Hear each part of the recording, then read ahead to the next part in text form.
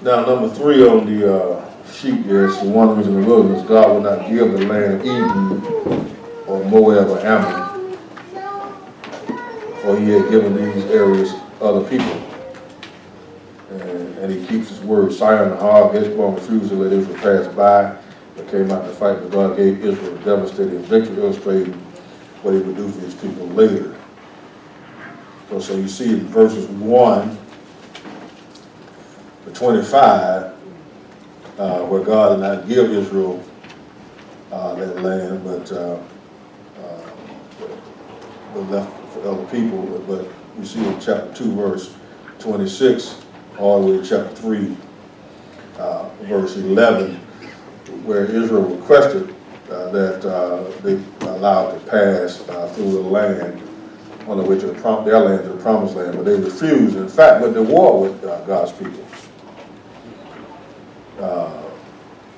Look at verse 30 on chapter 2. But Sihon, king of Heshbon, would not let us pass through, for the Lord your God hardened his spirit and made his heart obstinate, that he might deliver him into your hand, as it is in this day. And the Lord said, see, I have given. We're going to give Sihon his land over to you, and begin to possess it, that you may inherit this land. And Sihon and all his people came out against us to fight at Jahaz. And the Lord our God delivered him over to us, so we defeated him, his sons and his people. We took all the cities at that time, utterly destroyed the men, women, and little ones of every city. We left none remaining. Took the livestock and everything. Isn't that something? And notice they utterly destroyed the men, the women, and the little ones. But that seems so unjust. Here God killing the kids and all that too. Isn't that something? So you in the Bible sort of saying, why is God killing the kids? He let Canaanite kids. God was really gracious in doing that. Well, how? But he kept them from growing up in a total pagan, Canaanite, evil society, which kept them from adopting the practices of those people. But God would have to destroy them later on. And so when they died, before they were able to distinguish between right and wrong and all that stuff, and accept the gospel, they go to heaven. See, sometimes God can keep you from doing stuff.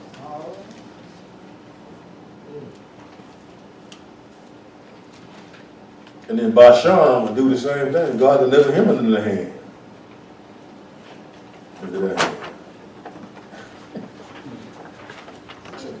I have delivered them and all his people in his land into your hand. You shall do to him as you did to Sihon, the king of the Amorites, who dwelt at Heshbon. Somebody have a question? I just wonder where you were reading Oh, from. I'm in chapter 3 now. Deuteronomy. I just read verse 2. But now God is also in this thing and teaching his people how to fight. Now number 4 on page 61, Moses refused entrance to the land. O king of Bashan also came out to war and gave Israel utter destruction over him. God gave Israel utter destruction over him. And these initial victories were samples to encourage Joshua's forces about similar victory beyond Jordan.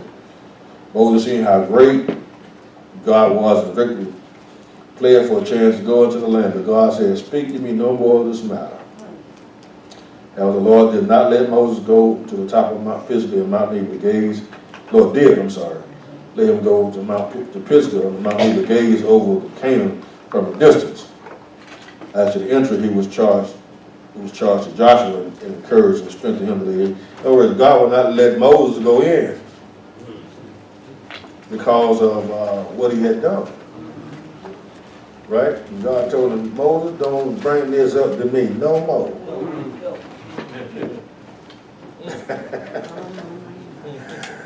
Right? And God would not let Moses go in. Listen. Be very, very careful of allowing the devil to use people to keep you from your blessings. Be careful. Don't get so angry. So you start saying stuff. You know, as a pastor, I have to be careful how I handle people in public. Right? Now, folks can't take you out. Yeah.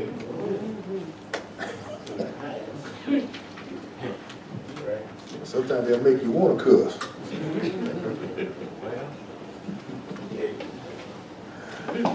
And you have to be very, very careful. That's it.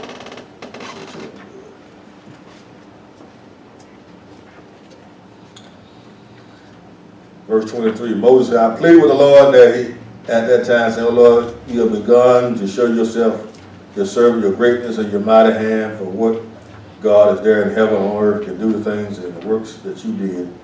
I pray, let me cross over and see the good land beyond the Jordan, those pleasant mountains in Lebanon. But the Lord was angry with me on your account.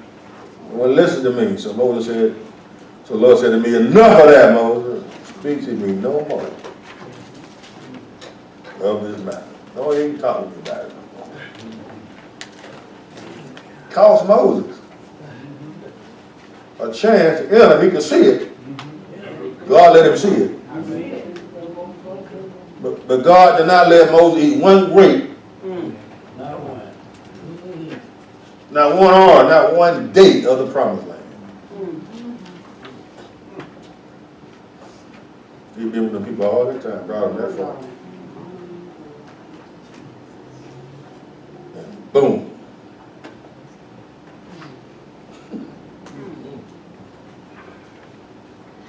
You have to be careful. In chapter 4 here, Moses is going to command obedience to the people. That's what God wants. Obedience brings blessing. Write this down if you don't have it.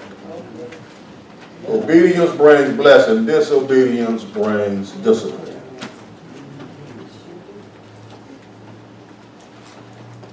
Israel is to be diligent and not to forget God's words and covenants. And remembering that at Sinai, Moses heard God's voice, but saw no similitude. That is, no outward form. And they're to be careful not to make graven image of a man, a woman, animal, air, a water, celestial body, so as to begin to worship them. If after being in the promised land a while, the Israelites depart from God's idols, they will be destroyed and scattered among the nations. Even there, however, they must seek him, and they may seek him and find that he is a merciful God. God says now, look what Moses says. Now Israel, listen to the statutes and judgments which I teach you to observe, that you may live and go in and possess the land which the Lord the God of your fathers has given you. You shall not add to the word which I command you, nor take away from it, that you may keep the commandments of the Lord your God which I command you. Your eyes have seen what I did at Baal Peor, for the Lord your God has destroyed from among you all men who follow Baal. But you who have held fast the Lord your God are alive today, every one of you. So surely I have taught you statutes and judgment, just as Lord my God commanded me, that you shall act according to them in the land which you go to possess. Therefore be careful to do what? Observe them. For this is your wisdom and your understanding inside of the peoples, who you will hear all these statutes and say, surely this great nation is wise and understanding people. Why are they wise and understanding? They're wise and understanding because they obey God's word. Amen. What great nation is there that has God so near to it? That has God so near, as the Lord our God is to us. For whatever reason we may call upon him. What great nation is there such statutes and judgment as are in all this law which I set before you this day? Only take heed to yourself and diligently keep yourself, lest you forget the things your eyes have seen, and lest they depart from your heart all the days of your life. And teach them to your grandchildren and your children. See, that's what the problem is today. We got a group of millennials, they call them.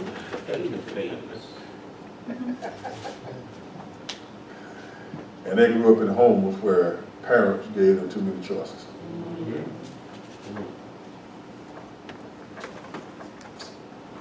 I don't want to go to church today.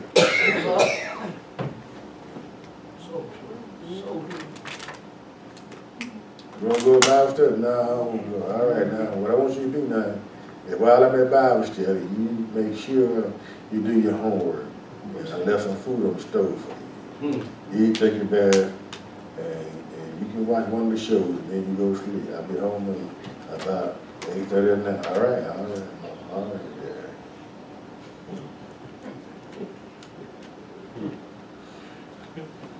Thursday morning. Wake up, time to go. I don't want to go to bed. I don't feel like going to bed. I want to stay home.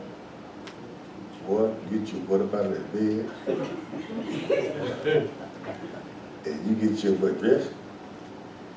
And there's some eggs and stuff on the stove for you. You eat. And you make sure you catch that bus. Now, you don't catch that bus and you miss school, I'm going to tell you when I get home. You got it? Yeah. All right. So you just taught him school is more important than God.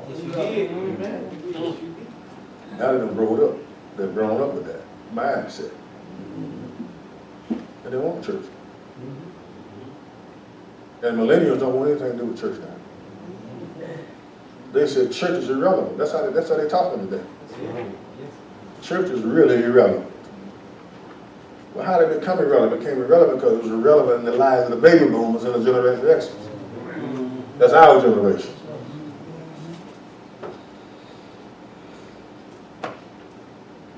One thing that Evelyn and I did very early on, even when we lived in the park, anybody can't stay with us had to go to church and Bible study, Sunday school. And I told them up front, if you're going to stay with me on Sunday, to Monday or Tuesday or whatever, now we go to church, Sunday school, and Bible study. Now, if you don't want to do that, find somewhere else to stay. Because me and my house, we serve the Lord. Your nephew came to stay with us. He was 18 years of age. And I told him the same thing. I said, now, we go to Sunday school, church, and Bible study. If you're going to stay in this house, well, you got to do the same thing. The only thing going to be at this house that don't have to go to church and Bible study is my dog Sam. Everything else got to go. He called his mama way back in Virginia. You know what? I got to go to church Sunday morning. At the time he even said, Sunday evening, Wednesday night, and Sunday school. I don't know about all that. She told us, well, you're in Pastor Reed's house. You got to do what Pastor Reed said.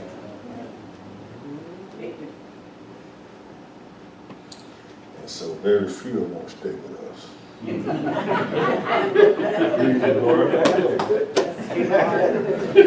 he up and got out too.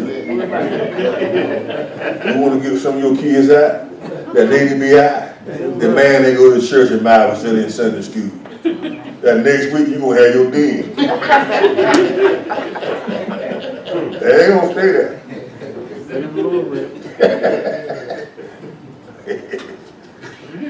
Give the kids too many choices. Now we're growing up in a generation don't know anything about God. See, and research is suggesting as a tragedy in my mind is that the Generation Xers and the baby boom generation, that's our generation, those two groups, only 5% of those two groups have a biblical worldview. Which means we ain't taught people anything. God wanted Moses to make sure that the people taught their grandchildren and their children his statutes.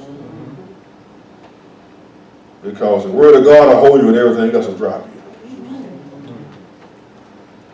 And then God says, verse 15, take heed that you yourself, for you saw no form which the Lord spoke to you out of Horeb out of the fire, lest you act corruptly and make yourself a graven image in the form of any figure, the likeness of a male or female animal, or a winged bird, or anything that creeps on the ground, any fish that walks on the water. Take heed lest you lift your eyes to the heavens. When you see the sun, moon, and stars, and all those, and you feel driven to worship them and serve them. Don't do that. Don't worship the creation. Worship the Creator. That's what he's saying. Don't get involved in idolatry. Now, what is idolatry? Anything that takes the place of God in your life. Can I say it again? Idolatry is anything that takes the place of God in your life. That can be your job, that can be your wife, that can be your husband, that can be your children, that can be your grandchildren, that can be your house, that can be your car, that can be a host of things.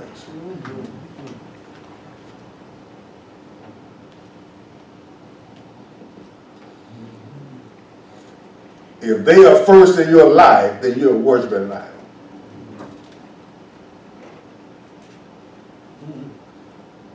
I love my wife back there, but she ain't first in my life. Amen. And I'm not first in her life. Amen. That's how I was able to make it for 26 years. She was on second, I was on second.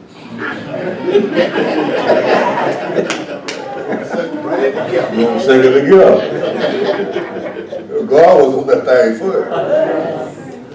Yes, sir. Huh? You see, people begin to worship idols, even in their minds. Did you not know that wrong thoughts about God is idolatry? Amen.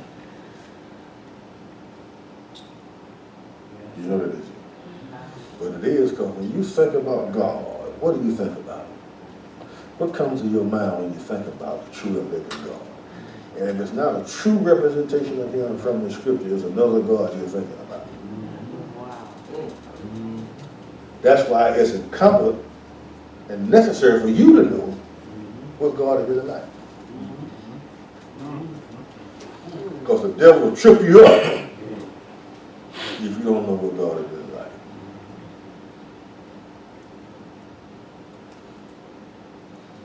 So you got to have an idol mouthpiece. You don't even worship the cross. That's a form of idolatry, to worship the cross. You worship the person that hung on there. There were two thieves on the cross too.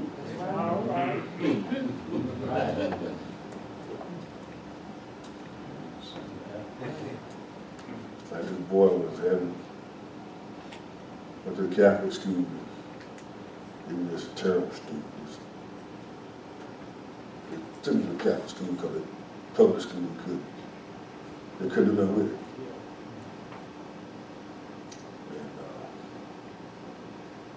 Had a bad grades, so the dad took him to the Catholic school.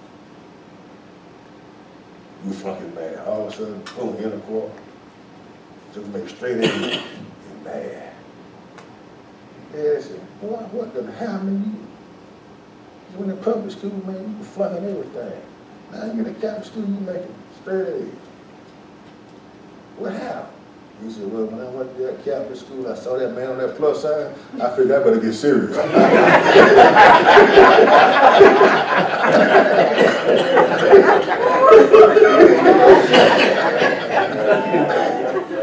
man on that plus sign up there.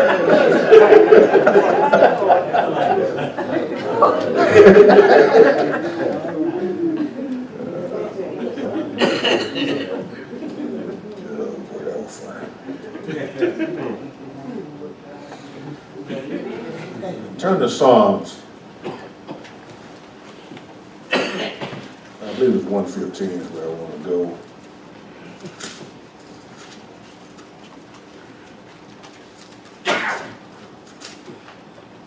The book of Psalms.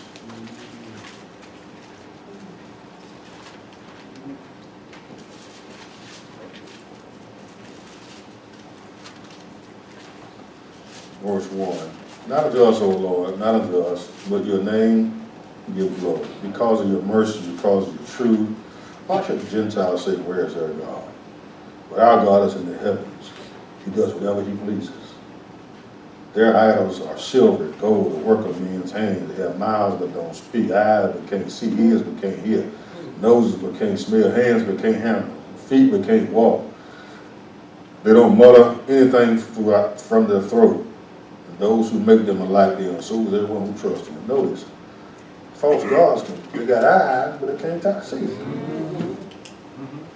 They make them out of mouth, they might put a mouth on it, but they can't say a word. But our God is in the heavens. And how great is our God?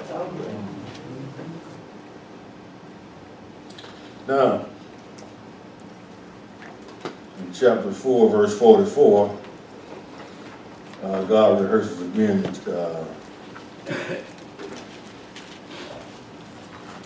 chapter 4, chapter 5, the Ten Commandments. Let me look at chapter 5, verse 6. I am the Lord your God who brought you out of the land of Egypt, out of the house of bondage. You shall not have no God before me. A little the word before, panim, means in Hebrew, you shall not bring another God before my face.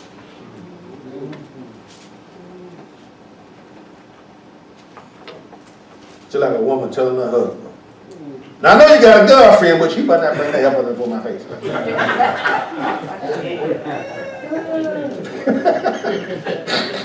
Well, it's going to be a show investigation.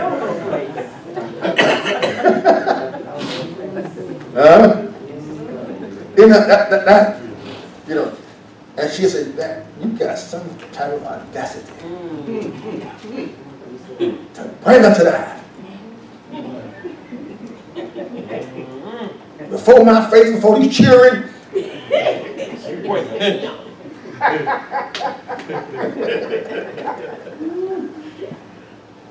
God says, you got some type of audacity. I'm the one that brought you out of the land of Egypt. I'm the one that brought you out of the house of God. Here you are going to bring another God before my face. And give that God all the credit and all the glory and all the honor. God don't bring no God before my face. So you should not make for yourself a carved image, any like anything in heaven above, earth beneath, that is under the earth. You shall not bow down to them nor serve them. I, the Lord your God, and what kind of God? A jealous God.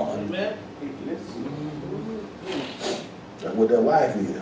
She don't spend all the time helping him get well and stuff, and he's going to go get another woman bringing for his face. You know she ain't going to have it.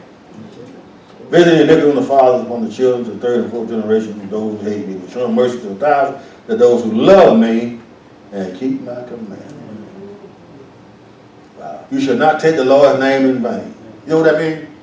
Vain means empty. That means calling God's name and I want nothing. That's what that means. But when you call God's name, God said, huh? All right. Somebody call your name, what do?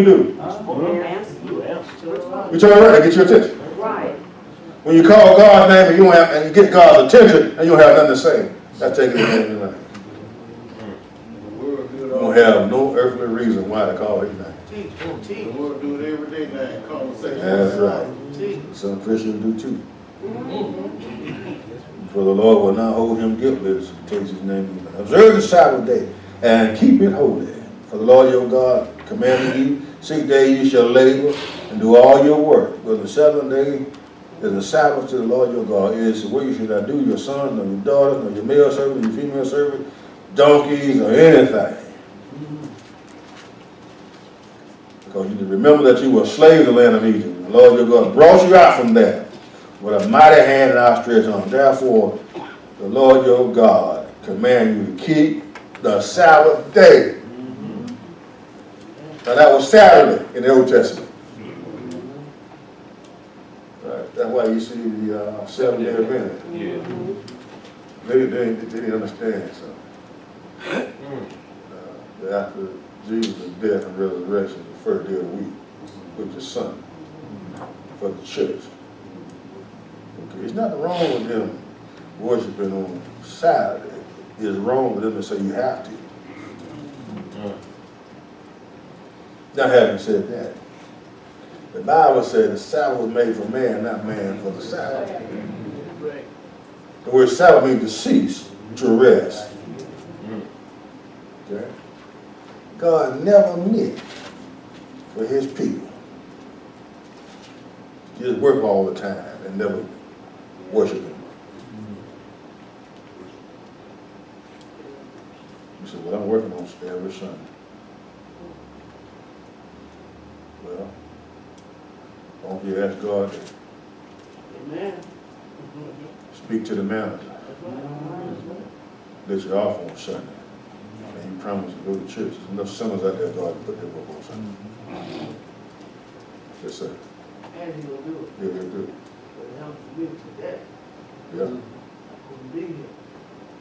So they changed my schedule. They changed my schedule to where I can be here twice a week. Amen. Amen. God will do it. It sure will. But what happens is we lie to God. Lord, you let me off on Sunday. I promise I will sleep. That's why we didn't sleep in on church. First we sleep at church.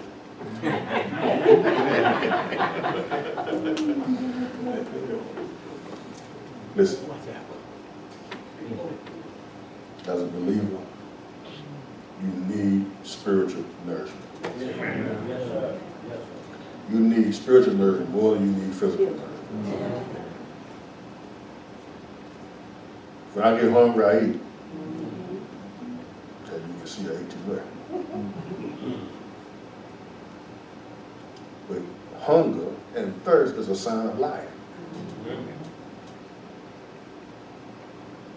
Okay.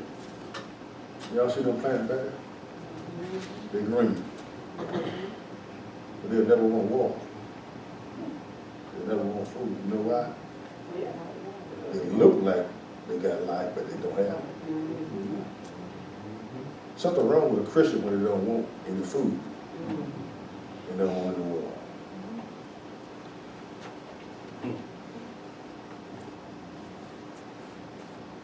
If a person who's a Christian who don't want no food and water, they need to see a doctor.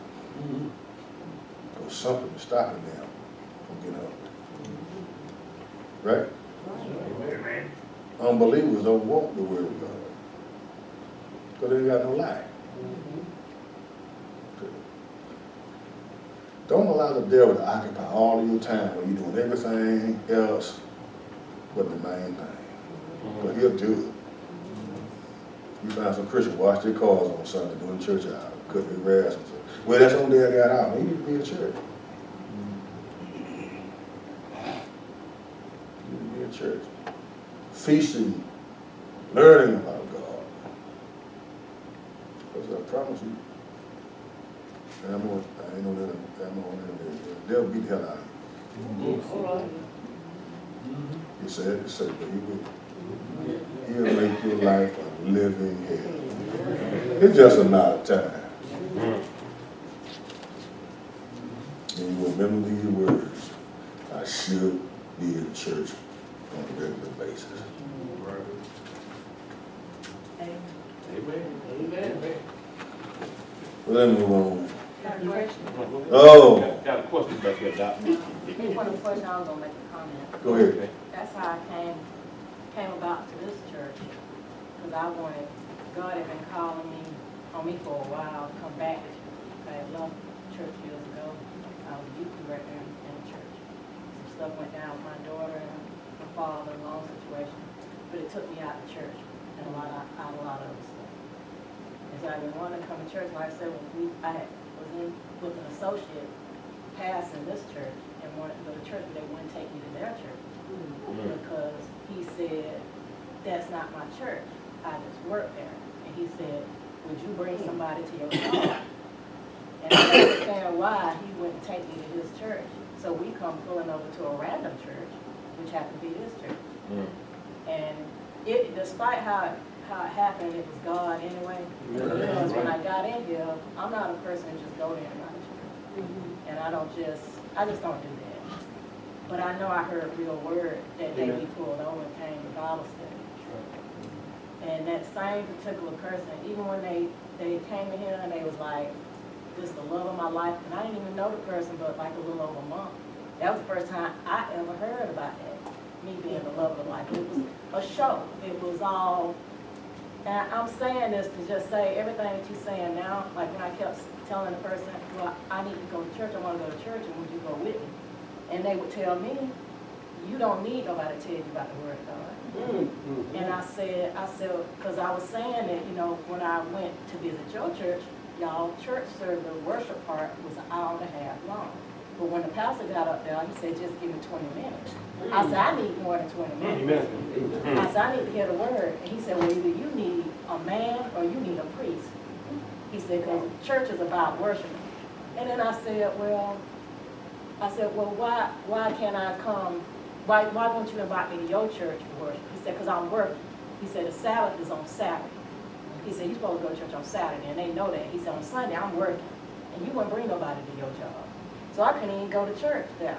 You know what I'm saying? Even though I did, God was invited a couple of times, and I went, but there was no, I don't like to talk about church, but for me, I didn't get any substance. It was just all entertainment. And that's why I've been coming back here. And needless to say, when all that fighting went on with the church, I did some praying, and then all that fight went on the Jewel land. That situation that came about when I came here, that ended too. God was exposing stuff left and right. It was crazy. And I kind of laugh about it, but I'm grateful. That's why when I say I come in here, I'm really, truly grateful for your word. It's like a confirmation every time. Because I thought I was going crazy. I thought I was doing all wrong. Because I know I had learned, I came out of Pentecostal church. I didn't know God until I was 17. But I know what they taught me was the right word. It was Pastor Hicks. And coming to him, you teach it real good. You teach the word. Amen. Appreciate it. We're glad you're here.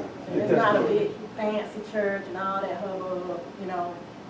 What I was seeking was the word, and I got it. And that's why I keep coming back. So. Amen. Oh, he put it down.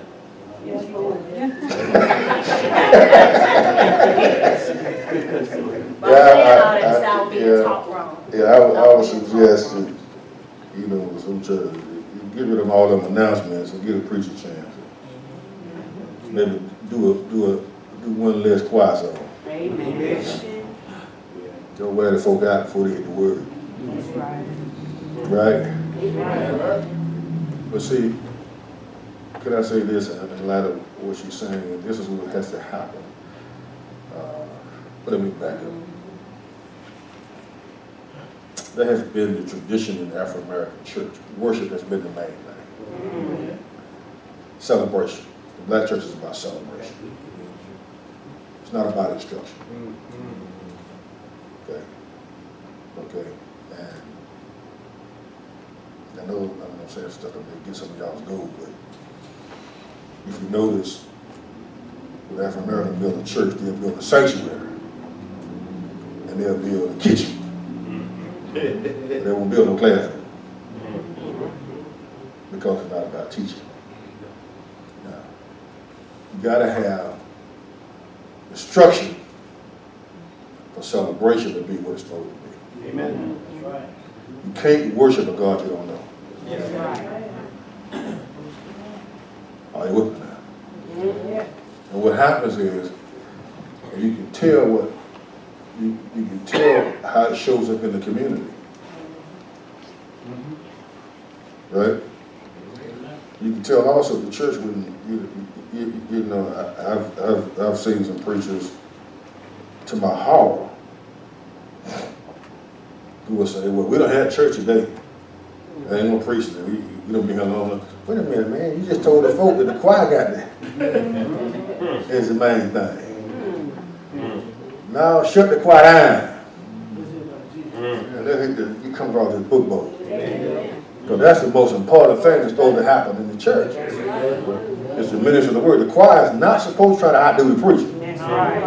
The choir is supposed to prepare the hearts for the ministry of the word. That's why you have the psalms before the prophets. Because the psalter are the hymns, the prophets are the preachers. So the psalms are to get the people ready for the prophets. The preaching of the word of God.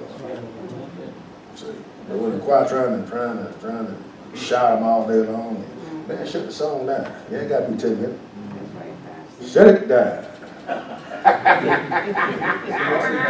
If my probably ever song over 3 or 4 minutes, I'm going to stand up and start preaching. Yes, sir. I am. Yes. It don't take that long. That's right. All you trying to do now, you don't went from ministry to try to be a show now. There you go. The people can tell that, That's right. That's right. right? I like it too when I bet the church where I'd be pounding the morning with the choir singing. I gotta get up and preach behind all that.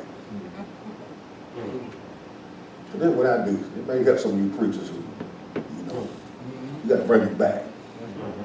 And this is what I do. I say, thank God for the choir. They did a good job. Amen. Yes, Lord. But that's wonderful. But nothing will ever take the place. All right. The word of God. That's right. Now you bring them back. There you Bring go. it back. That's right. Focusing the attention back on where it needs to be. On the word of God. That's right. You see, if you get too high, I tell my musicians, play something slow and soft.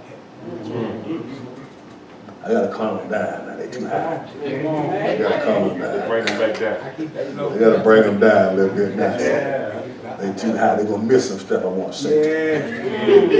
That's right. You follow what I'm saying? I got one doubt. What is it sometimes you have a church, they say, we're just gonna let the Spirit have his way. In the choir, they doing their thing, but the preachers never say a word, because the Spirit can have his way, and then you walking back out the door. I heard of a pastor, and I agree with what I heard, that they had a choir concert at his church.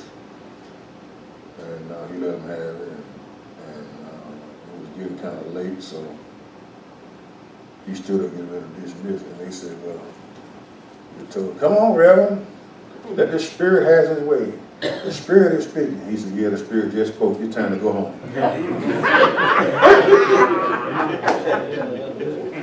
You see, if the Spirit gonna have his way, is the fact that when people say that, they don't really understand the role of the Spirit. If the Spirit gonna have his way in the church, the Spirit gonna have his way by getting the people ready to hear about Jesus. So that's the Spirit's role. His role is to talk about Jesus, Jesus, Jesus, Jesus, Jesus. So what we need to do, we need to keep our, as a black community, black church, we need to keep our celebration, but we need to come in and bring some instruction. Then you got a good balance. You follow what I'm saying? You know, because really there's no preacher like the black preacher. Yeah, if you can give him some meat, you go with that gravy, he'll be good. You know, folks nowadays all they want is a gravy. And I know how to make gravy. You know, you get some grease and a flour and some water. That's all that is. Right? But that's what people want on Sunday morning. Most of it is grease, flour, and water. Some meat. One of the great black preachers that I've seen change over the years is Jasper Williams. I watched him change. If you listen to some of his early sermons, you know, within 5 to 10 minutes, he in his hoop. You listen to him today, he's teaching about 40 minutes, 45 minutes. Yeah, and I was at the National Baptist Convention back in 1988, first time I ever heard him in person. He said, you got to hear Jasper, okay. Stayed to hear Jasper, and 3,000 folk in there. Preached from Genesis chapter 8. I still remember. After all these years. I remember his exact sermon. But he said, I'm going to do a new thing called exposition. Okay, I said, well, it's not new, but it's maybe new. That's fine. And he went to preaching. I mean, it was so quiet in that auditorium. It was a deafening silence. He kept preaching, he kept teaching. It was so quiet, Yeah, the guy got on the piano to egg him on. And I'll never forget what he did. He turned around and said, I ain't ready for that. In front of everybody. I'll let you know when. I got something for grandma, but I'm finna teach these folks tonight. And if you hear him today, he does a lot more teaching. Which tells me he does a lot more studying. And he's a powerful preacher. Yeah. But a lot of our preachers had changed. Okay. They don't do enough teaching. And somebody asked Reverend Williams, I was at a workshop here, and they asked him, Governor said, we know you're going to change a little bit. I said, what you mean? He said, we know that you do more teaching now than hooping. What brought about the change? Y'all was smart. You've been around. John said, I'm going to tell y'all the truth. He said, that white boy named Charles Stanley? Yeah. I got tired of him getting my members. And that dude don't sweat one bit. I figured I better change. All the sailors will be at First Baptist. Yes, sir. Like in the black churches, when I was in the military, I was sitting down studying one night and we were speaking. I was just, most of it, like I said, we want to do the entertaining.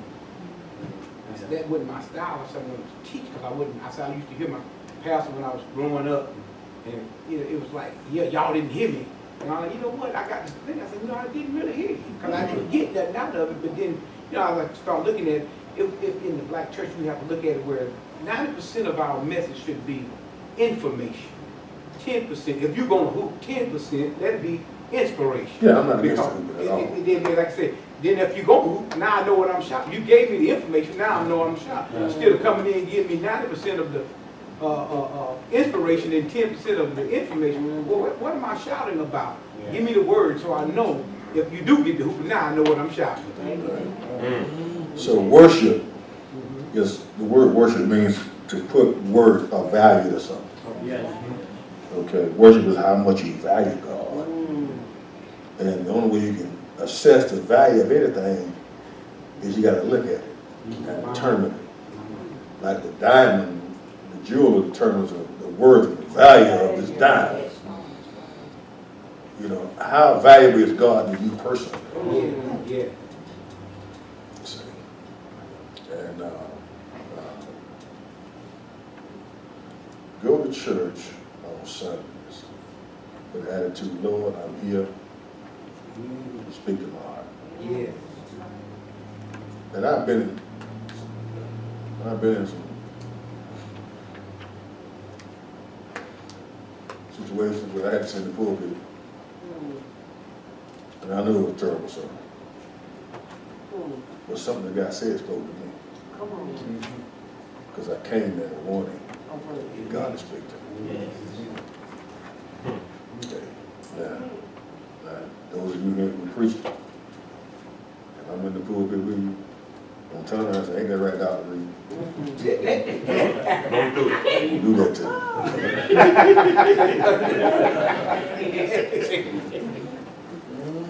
I got a word for that. I have preachers saying, isn't that right, Dr. Reed? And I can't say yeah. But I don't want to embarrass it. So I say, I ain't never heard of that before.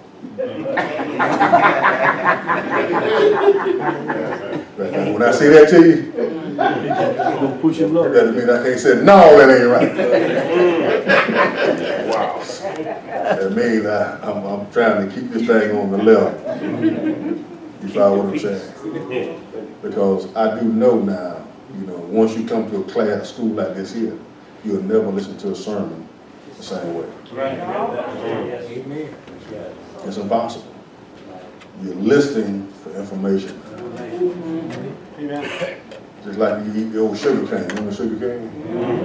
When you chew the old sugar cane, you chew it. You don't swallow it. You chew it to get the what out of it? The juice out of it. Spit it out. All right, go to church and get the juice. Yeah. It satisfies the soul. Yes, sir. You know, sometimes I be with my church, because we're going through a transformational pastor. We don't have one yet. And you're not getting fed.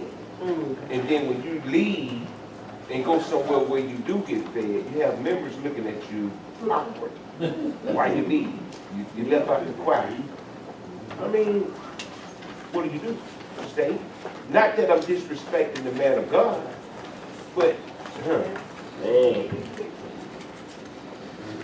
I always say to my members, this is what I share with any of my members, and I'm very serious with it, all of them know this. If you're not getting the word over here, go to a church where you can get it. Okay. I'll be better for it and you'll be better for it. Thank you, Lord, for this class. Give us safe travel home. Good weekend, a good day at church. Bless the man of God. Pray Sundays.